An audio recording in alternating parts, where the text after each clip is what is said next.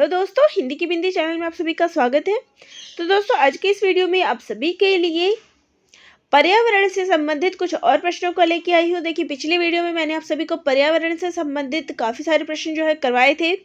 आज आगे के प्रश्न करवाने वाली हूँ। तो सरकारी नौकरी से संबंधित, गवर्नमेंट जॉब से संबंधित जो भी परीक्षाएँ हैं उसमें पर्यावरण एक ऐसा टॉपिक है जिसपे प्रश्न आता ही है, या फिर आप टीचिंग की किसी भी परीक्षा की तैयारी कर रहे हैं तो पर्यावरण से आपका प्रश्न ज़रूर आता है। तो चलिए इन प्रश्नों को करते हैं।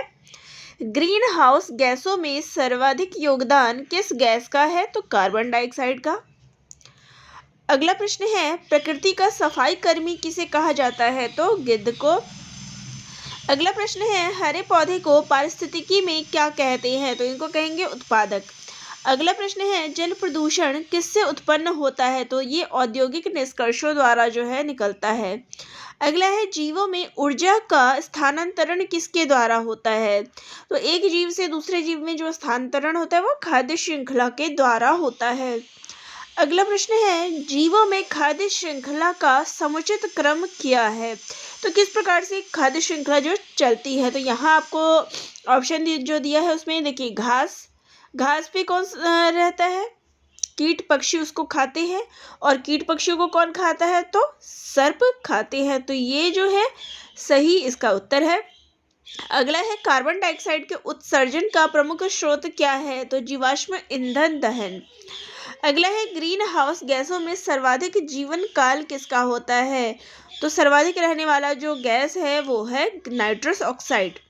अगला प्रश्न है, जैव भार में कौन सम्मिलित है? तो जैव भार में देखिए, उत्पादक भी होता है, उपभोक्ता भी होता है और अपघटक भी। तो समस्त जीव जितने जीव होते हैं वो सारे इसमें सम्मिलित होते हैं।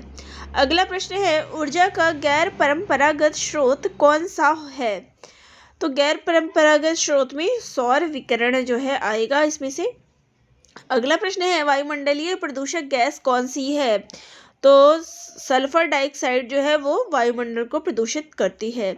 अगला है, खाद्य श्रृंखला के अंतिम सिरे पर कौन होता है? तो वो होता है अपघटक।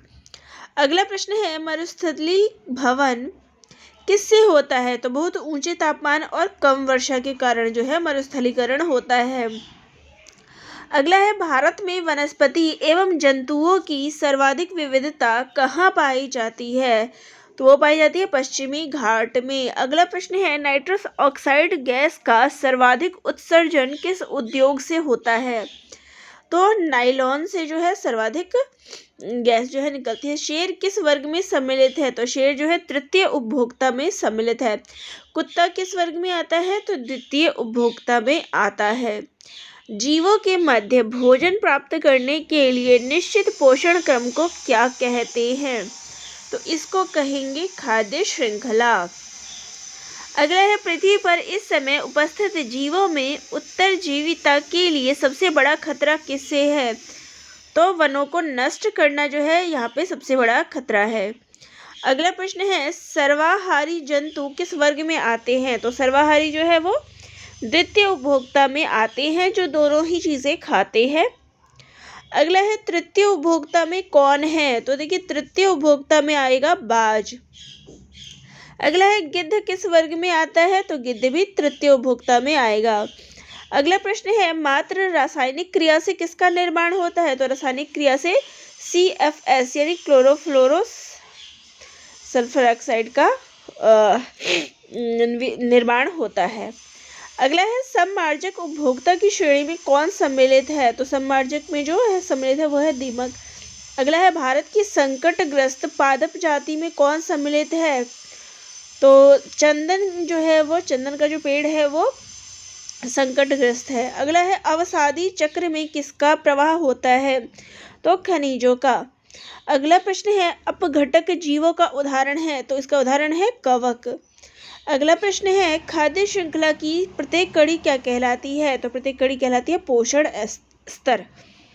अगला है, ग्रेट इंडियन बस्टर्ड क्या है? तो ये एक संकटग्रस्त जाति है। अगला प्रश्न है, एकाधिक खाद्य श्रृंखला के किसी स्तर पर मिलने से क्या बनता है? तो इसको मिलने से बनेगा खाद्य जाल।